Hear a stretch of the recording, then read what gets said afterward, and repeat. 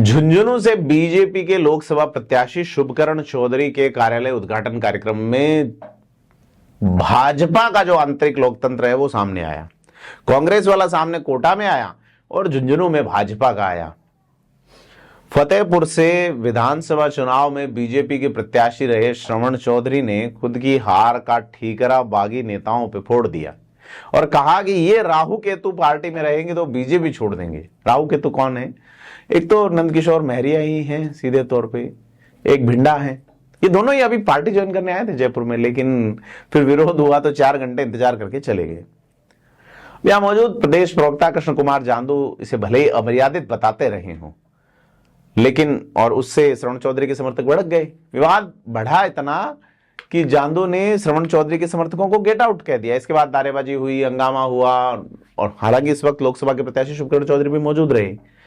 ऐसे में झुंझुनू सीट, जहां कांग्रेस से एक बड़े पुराने नेता के बेटे और खुद कांग्रेस में लंबे समय से सक्रिय ब्रजेंद्र ओला चुनाव लड़ रहे हैं, मंत्री रहे हैं अशोक गहलोत की सरकार में, तो वही श्रवण चौधरी जो कि विधानसभा चुनाव में प्रत्याशी थे, फतेहपुर से चुनाव हार गए।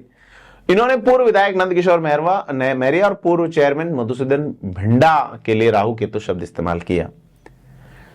तो वो कहते हैं कि भाजपा की हम पूजा करते हैं, श्रवण चौधरी के बोल हैं, साफ बोलता हूं, 4 महीने से आपके साथ हूं, वैसे 4.5 साल रहूंगा, इस तरह की बातें उन्होंने कहा। और कहा कि हम 2003 से सीट हार चुन रहे हैं फतेहपुर, 2003, 8, 13, 18, 23, ना हमारा चेयरमैन है, ना प्रधान और विधायक।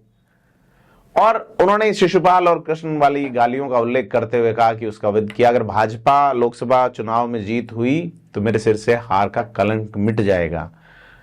तो यह करके जब प्रदेश प्रवक्ता ने इस श्रवण चौधरी के बयान को अमर्यादित बताया तो वहां मौजूद कार्यकर्ताओं में तू मैं हो गई।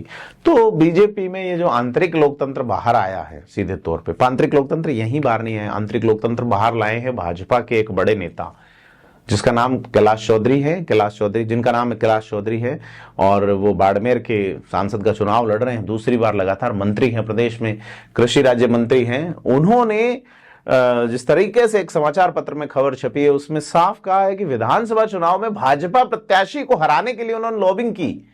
यह खुलासा जो है वो आपके हमारे कान खोलने वाला है कि डेमोक्रेसी में जीत इंपॉर्टेंट है और जाति की जीत कितनी इंपॉर्टेंट है, इस पे ठप्पा लगाया है उनके इस बयान ने। समाचार पत्र में छपी खबर जो कि वायरल है, उसने आपको हमें सोचने को मजबूर किया है कि नेता जो रामधारी सिंह दिनकर लिख गए, केवल कायर क्रूर मचाते जाति जाति का शोर। तो नेता भले किसी जाति के हों, उनके लिए ये जो लॉबिंग वाला जो सिस्टम है, इस पे जो चीजें हैं कि किस तरीके से पार्टियां कहीं पड़ी रहती हैं, विचारधाराएं कहीं पड़ी रहती है, लेकिन आपके लिए सबसे इंपॉर्टेंट चीज है जीत जाना। जनता की भावनाएं और तमाम चीजें कोई मायने नहीं रखती।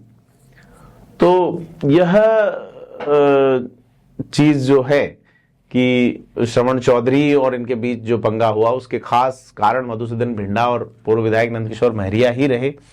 तो कांग्रेस, भाजपा, कोई भी पार्टी ऐसी नहीं जहां आपसी जुतम बेजार नहीं हो रही है। भाजपा जो है वो क्या कहते हैं, सीधे तौर पे अनुशासित पार्टी होने का दावा करती है, लेकिन जिस तरीके से कैलाश चौधरी वाली बात सामने आई है, जाति वाला मामला, तो उसने कई सारे प्रश्नों के जवाब एक साथ दिए हैं कि दूध का धुला कोई भी नहीं। और यही बात जब झुंझुनू में सामने आई है तो सीधे तौर पे कि अपना पावर और अपना ही पावर सबसे इंपॉर्टेंट चीज है।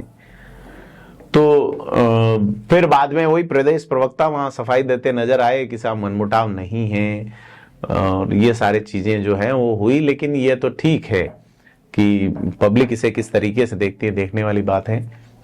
तो लोकसभा चुनाव में कई सारे रंग आ रहे हैं और खास करके झुंझुनू सीट जहां ऑन रिकॉर्ड जो है वो भाजपा 2023 के चुनाव में खासी कमजोर है, कांग्रेस जो है वो खासी आगे है। यहाँ फतेहपुर की जो सीट है वो सीकर जिले की झुंझुनू लोकसभा में है। सीकर जिले में एक सीट जयपुर जिले की चौमू है सीकर लोकसभा में। तो यह सारी जो चीजें हैं, तो ये ज्वाइनिंग वाला मामला कि इसे ज्वाइन कराओ इसे मत कराओ, यही कोटा में चल रहा है, बाड़मेर में ही ऐसा कुछ चल रहा है ज्वाइन कराने के लिए।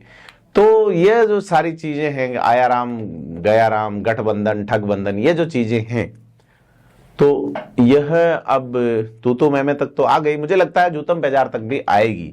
आपको क्या लगता है कि नेताओं का ये जो स्टाइल और अंदाज है कहां तक पहुंचेगा? हमें कमेंट करके बताएं और वीडियो को लाइक शेयर सब्सक्राइब जरूर करें। धन्यवाद।